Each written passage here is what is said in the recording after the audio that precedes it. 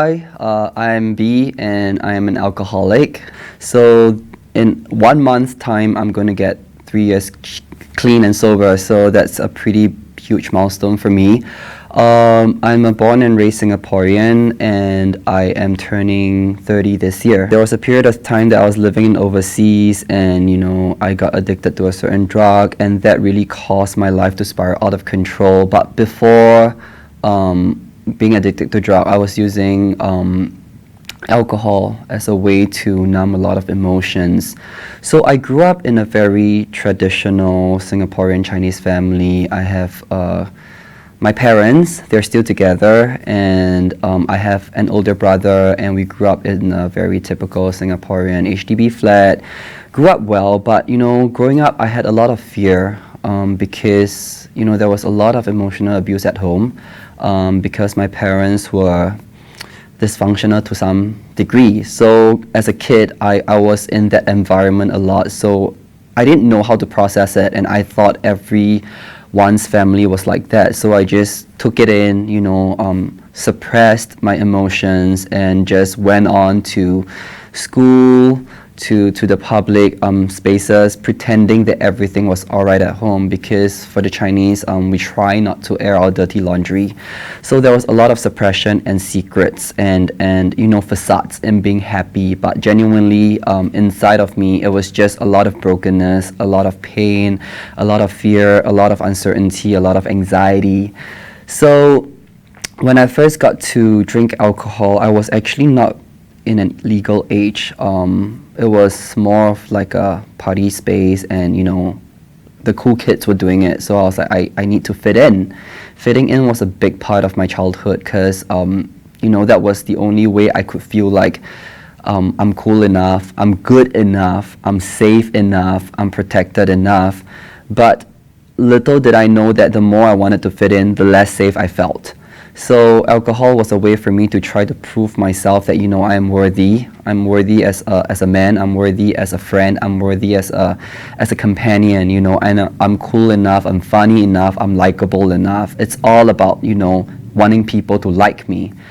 And then, alcohol progressed to become a substance for me to numb emotions. I remember the first time when I was severely drunk. I think that was at the age of 18. I just came out from a relationship and we were at a party, as in me and my group of friends. And I was in so much pain and I wanted a way to express it because I was so used to keeping all my emotions inside. So that day we were playing drinking games, and when you lose you have to drink.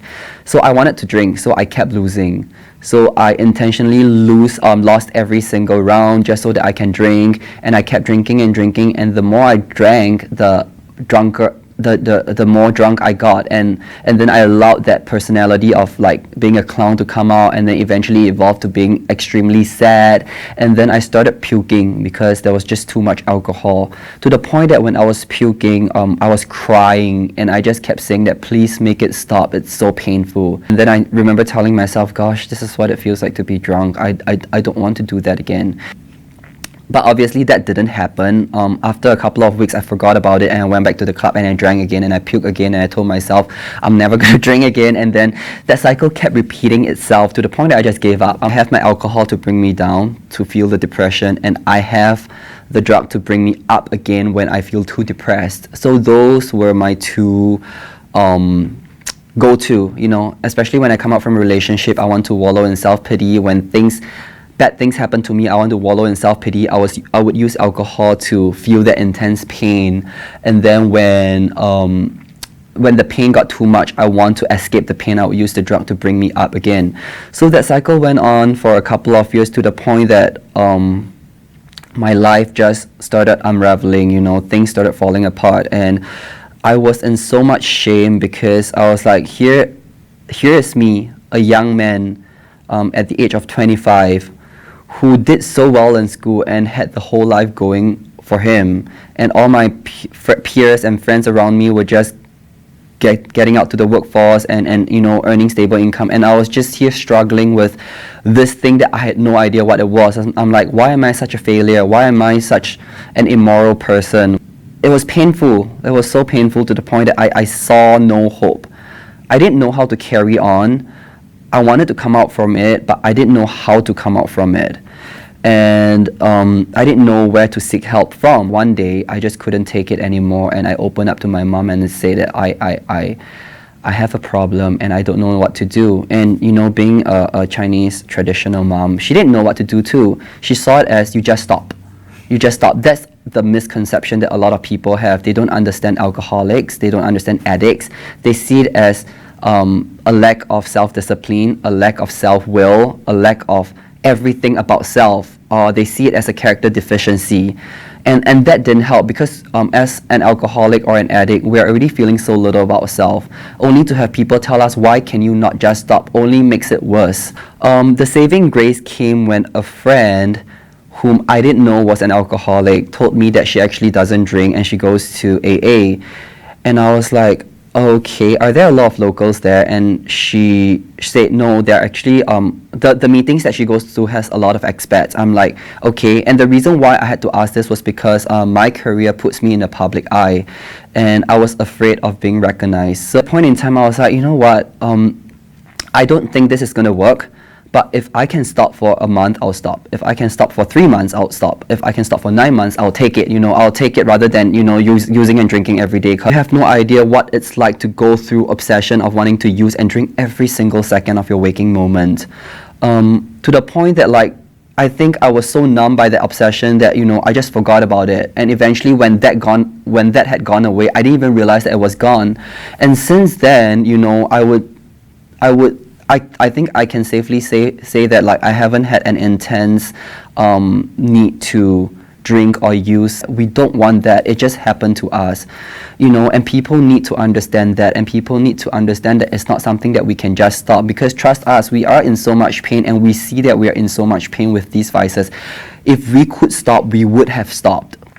For some reason, when the alcohol is inside us, we're not ourselves anymore. Instead of, like, judging us, why not try loving us, try accepting us, because we are really trying our best. And if you know of someone who is going through this, there are many different ways to recovery, but I can only speak from my own experience, and the only experience that has worked for me is Alcoholics Anonymous.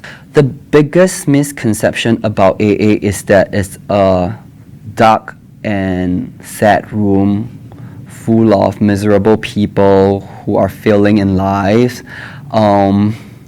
like typical American movies would have portrayed. But contrary to that, it's actually a room that I feel safest in, and the people there are full of love.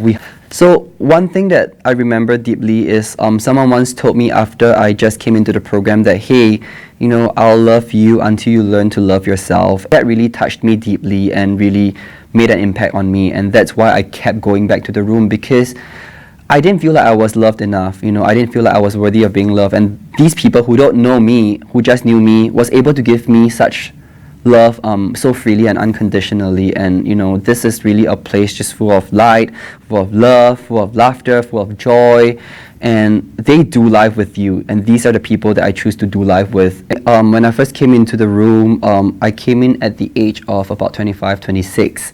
Man, I'm only 25. I don't feel like I had enough fun, and I would love to go out and have fun, but for some reason my fun had led me to so much pain at this young age, and I was like, I'm so unlucky, But, I think this is the luckiest thing that actually happened to me, because for the longest time, I was just not really living life. I was numbing life. And I remember having to also tell people that, oh yeah, I actually don't drink. And people are like, what? How old are you? I'm like, I'm 25. They're like, you're 25 and you don't drink. Why don't you drink? And I didn't know how to tell them why. I was ashamed of telling them that, like, if I tell them that I don't drink, they would judge me, thinking that I'm not fun enough, I'm not cool enough, and the same whole thing of not being able to fit in and being less than.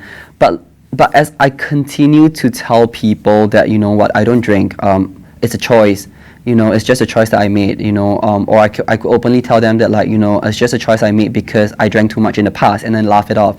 Most of them, they'll react in the beginning, but subsequently they just stop asking. The thing that I've learned in AA is that people don't really care. We tend to think that people spend a lot of time thinking about us and judging us, but whether you're an addict or not, I feel like people are just in their head a lot of time worrying about whether people are judging them.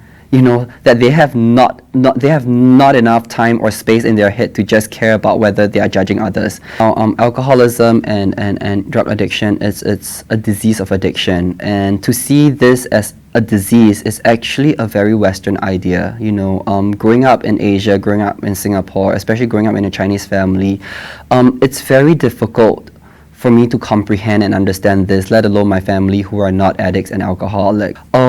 This education of addiction is a difficult one, because unless you have gone through it, it's kind of very hard for people to see why it's a disease, because people don't understand. But once you have gone through the addiction and you come in and you see how powerless and how unmanageable your life has become, that's when you start to realize that, you know, maybe there's something bigger than just a lack of self-will. Yeah, I have really learned and grown a lot in AA, and who I am today is so different from where I was 3 years ago, and I will continue to grow, but I will also continue to struggle in life. But today I know that, you know, it's going to be okay. And that really gave me hope, you know, that really gave me hope that maybe I don't have to give up my dreams. Maybe that person that, you know, that successful me that I thought I could be, it's not really a crushed hope or dream, you know. Maybe I can still achieve that through recovery if I take care of myself first. If I take care of my recovery first, if I take care of my sanity first, everything is possible. And true enough, 3 years into the program, today, life is still good and bad, but you know, today I have a career of my dreams, and today I reach out to younger and newer members and try to tell them my story, tell them that I relate, because we know the pain, we know the experience, we know the hopelessness.